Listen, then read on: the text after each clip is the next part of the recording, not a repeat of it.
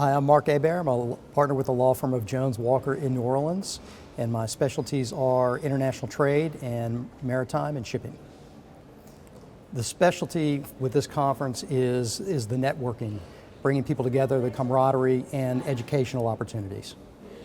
From my perspective, the most important lessons learned from the shipping industry's perspective on the pandemic is that everyone needs to be ready for the unknown and to be able to respond to the unknown. Well, the crewing challenges that are being faced by the industry are astronomical, as we all know. In my opinion, the only thing that can be done better at this point in time, given the multilateral impacts of crew changes on global shipping, is to know and work with your regulators. That's the most important aspect and the biggest challenge.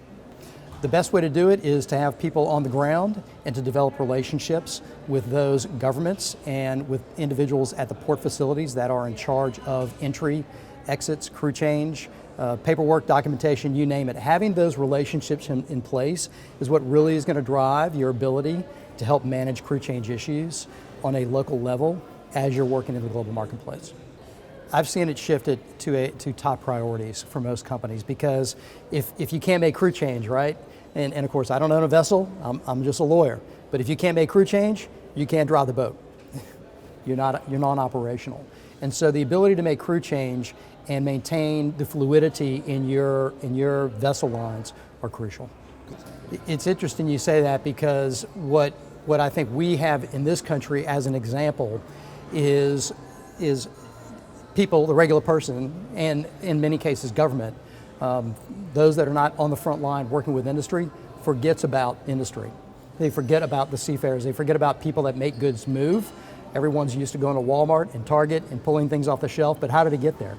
And we see that on a regular basis. It's always a constant opportunity and need for education of our elected officials, of our regulators, because even when our regulators have specialists in a particular sector of the market, in marine or in pipelines or in construction, they don't know everything.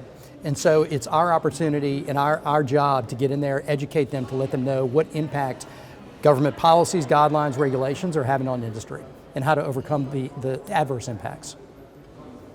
That's a very difficult question. I think there will be a number of long-lasting effects with respect to how the industry interacts with government, to how the industry, individuals, companies in the industry interact with each other. The marine industry, I've grown up in the marine industry, working with marine operators my entire life. And there's a camaraderie that exists among folks in the industry that doesn't exist in many others.